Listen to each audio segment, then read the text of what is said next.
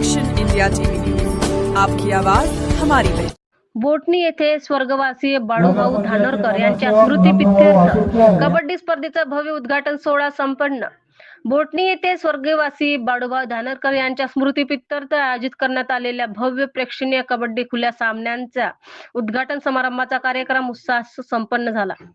सामन्याचे उद्घाटन संजय भाऊ खाडे, संचालक पणन महासंघ मुंबई यांच्या हस्ते पार पडले। कार्यक्रमाच्या अध्यक्षस्थानी अरुणाताई खंडाळकर, माजी सभापती बालकल्याण यवतमाळ होत्या।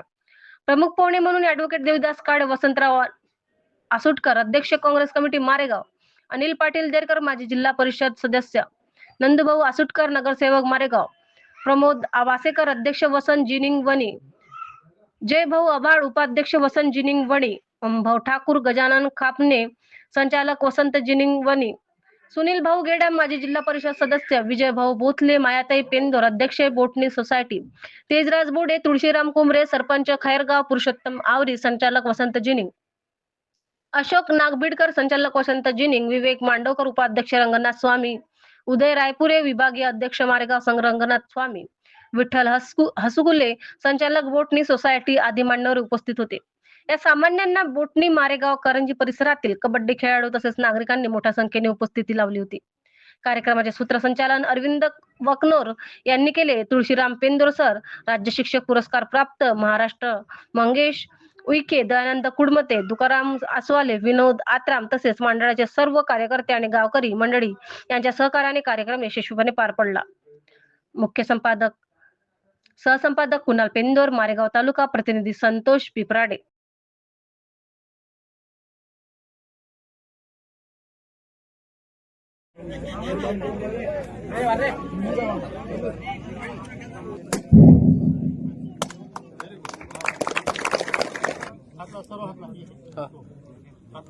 कापल्याला सोडून द्यायचो सगळे हात कापा कापा।